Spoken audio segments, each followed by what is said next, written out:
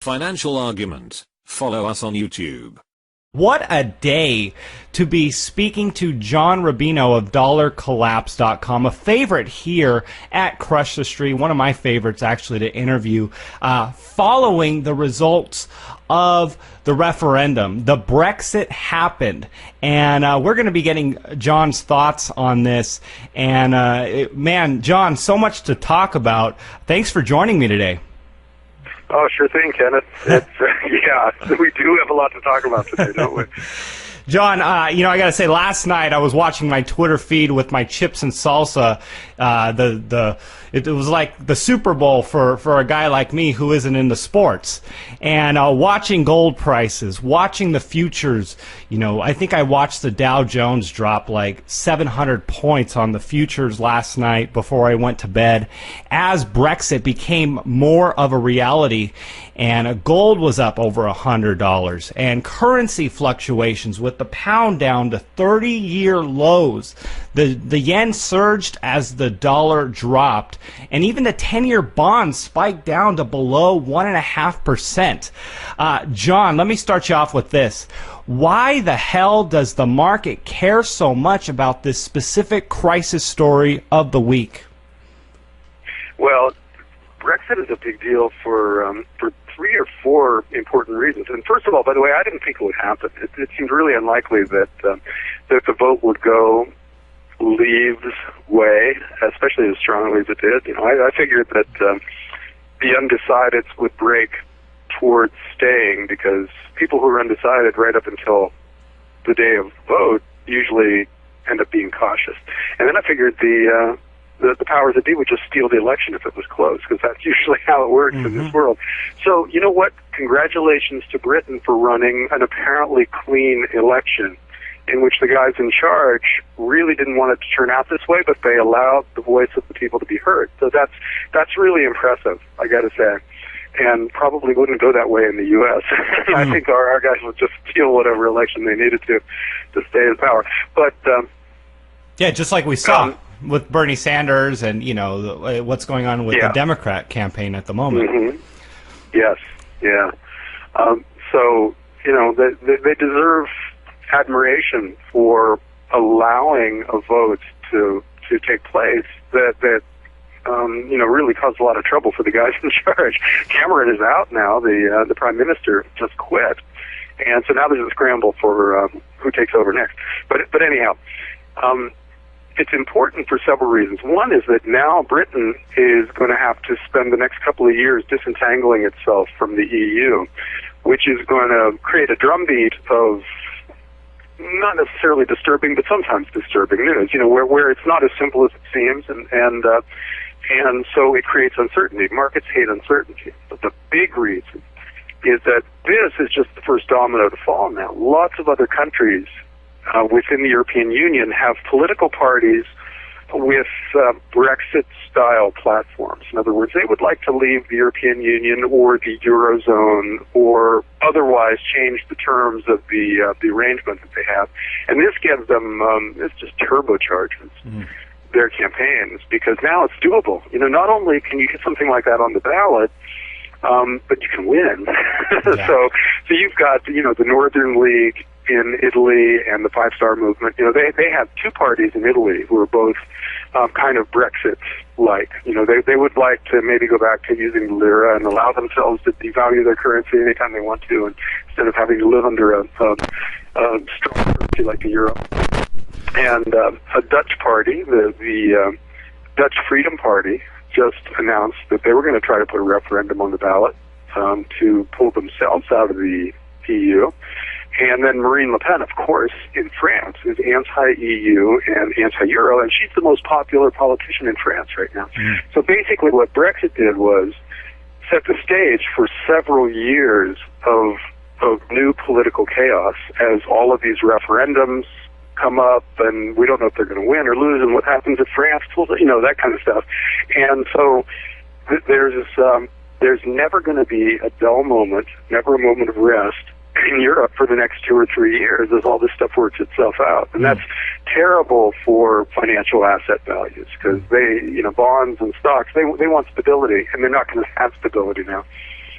John, what does this mean for the establishment? I know you touched on it, but I got to point this out. I mean, earlier in the week, it seemed like something very strange happened. All of a sudden, the polls started to come in showing the Remain camp gaining almost like a mysterious strength with a pivot over the weekend. Gold started to pull back and the market started to rise. The fear-mongering for the establishment obviously, in the end, did not completely ensure the Remain vote. So, I mean, please expand on what this means for the establishment, and was it odd to you what happened over the last, let's say, week here with the markets and the sentiment regarding the Brexit vote?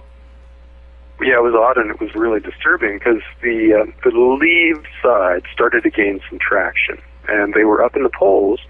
And then, at the perfect piece of timing, a politician was murdered in the UK by somebody who was yelling Leave-type slogans. In other words, it looked like it was a political assassination on the part of somebody from the Leave campaign against somebody in the Stay campaign.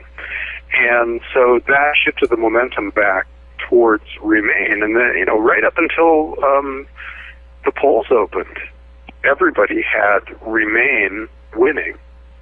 And so the outcome was a big surprise to everybody who was doing polling and tracking the odds makers and everything in the UK.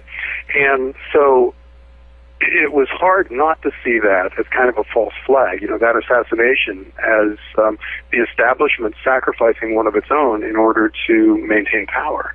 And that's incredibly disturbing, But if you look back through the history of major Western governments, you see false flags like that all over the place. Mm-hmm. And, the U.S. and the major European countries have done things like that before, and it's been documented. That's not tinfoil hat kind of rhetoric anymore. It's just out there in the historical record. And so, when something like that happens today, it's hard not to look at it in terms of the historical pattern of stuff like that happening. Mm-hmm. But, it didn't end up winning it for the Remain guys. So, again, the voting at least looks like it was honest, and that's a big deal. John, so I'm wondering here, because Brexit did go through, there was a yes vote, and the anti-establishment won here. Do you see the governments and the people in power allowing this to crash and the markets to crash without using interventions to save it, just so they can blame it on the fact that the non-establishment did what they did and they will need to pay the consequences as a result, and pin all the blame which they created, all the problems they created as a result?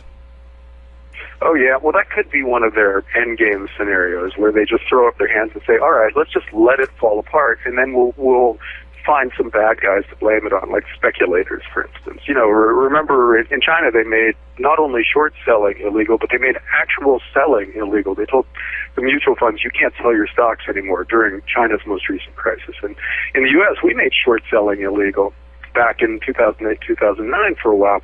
So in that sense, we created a narrative in which there are bad speculators out there who are responsible for crashing the market, and the government can be the good guys who are swooping in to protect the little guy. Well, obviously that's not true. Obviously, government policy is the cause of our problems, but most people won't get that. If it appears that speculators are destroying our nest eggs, then it's possible that public opinion can be manipulated in that way. So yeah, I think it's one thing they might try. And it definitely wouldn't put it past them morally.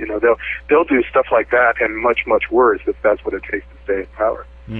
Yep. What is it going to mean for Britain now going forward? Is this, in your opinion, going to be a good thing for the country going forward? I mean, obviously, with all the fear-mongering that has gone on, the IMF said that their GDP over the next few years is going to drop anywhere between 1% to 9% if they leave.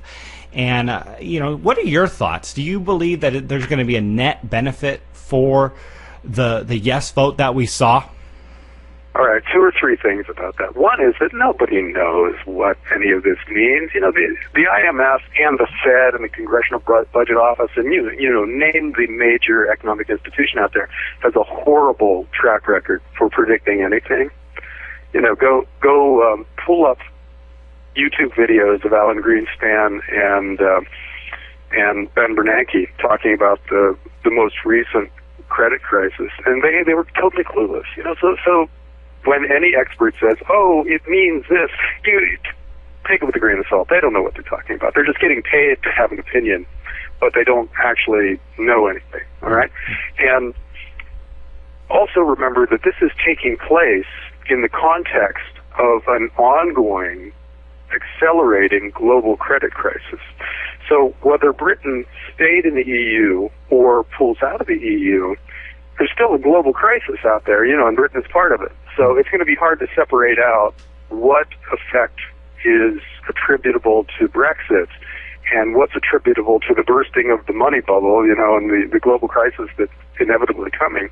So I think Britain is in crisis regardless of what they do, but not necessarily because of Brexit. It's just that we're all headed for a crisis. We've all borrowed too much money, and the inevitable consequence of that will be really, really bad things happening in the financial markets for the next few years at least. Mm-hmm. So, along those lines, do you suppose there will be a reaction from central banks as a result of Brexit, or just the overall credit expansion as you described, the fundamentals that are just kind of bursting here? Oh, yeah. Well, again, they were going to do even more crazy experimental monetary stuff regardless. And I think this just lights a fire under them now. If they weren't feeling a sense of urgency about the bursting of the global credit bubble before, they really are now, because already it was clear that in order to keep the Eurozone together, the European Central Bank was going to have to devalue the euro really aggressively, because that's the only way you can keep Italy and Greece and Spain and Portugal in the same system that is run by Germany, right? Because these Mediterranean countries can't function with a strong currency. So the only way you keep them from imploding, and I'm not sure you can keep them from imploding at this point. The Italian banking industry has non-performing loans at like 16% of the total, which is usually, that's the death of a single bank when it reaches that point. That's the whole banking system in Italy. So if there's any chance of keeping the Eurozone together, you've got to radically devalue the euro. And so that's coming regardless. So the fact that the EU is unraveling probably speeds up the timetable now, because they're going to do, as Mario Draghi likes to say, whatever it takes. And it's first of all not clear what it's going to take, because they already did negative interest rates, and that didn't work. They've already run insanely large deficits if you include unfunded liabilities of the European pension system, and that didn't work. So they only have that one tool, easy money, so they'll try it again on a bigger scale, but it's highly likely that it won't work again, and it'll just cause a bigger problem somewhere down the road. Mm. So John, I want to get your overall concluding thoughts here. What are you looking for going forward? What is the next things that you're kind of, is on your mind regarding results of this? Are you looking at the equities? Are you looking at precious metals here? Certain currencies. What's most important for people to be kind of focused on and positioned on right here in 2016? Well, all right, let's posit that we're going to see growing chaos going forward, whether it comes from politics in Europe or the credit bubble bursting in China or the U.S., all of our financial problems starting to bubble up, whatever. We're going to see increasing volatility and what we might define as chaos at some point in the not-too-distant future. That's bad for financial assets in a lot of ways, because financial assets, generally speaking, pay you in fiat currency, right? That's what a bond does. It gives you so many dollars or euros or yen per year, and then gives you back your capital in dollars or euros or yen at the end of the term. And so if we're going to see a currency crisis in which various currencies plunge against various other currencies and against real stuff, that's really bad for bonds. And it's good for some stocks and bad for other stocks. So I think there's going to be transfer of money out of financial assets and into real assets as people realize that, okay, governments can create all the new currency they want to, and they're really going for it, but they can't create more gold or silver or farmland or oil wells. And so let's put our money over here where the supply of the stuff we're buying isn't just going up exponentially. And let's take our money out of the places, bank accounts and government bonds and junk bonds, things like that, where the supply of currency is increasing exponentially.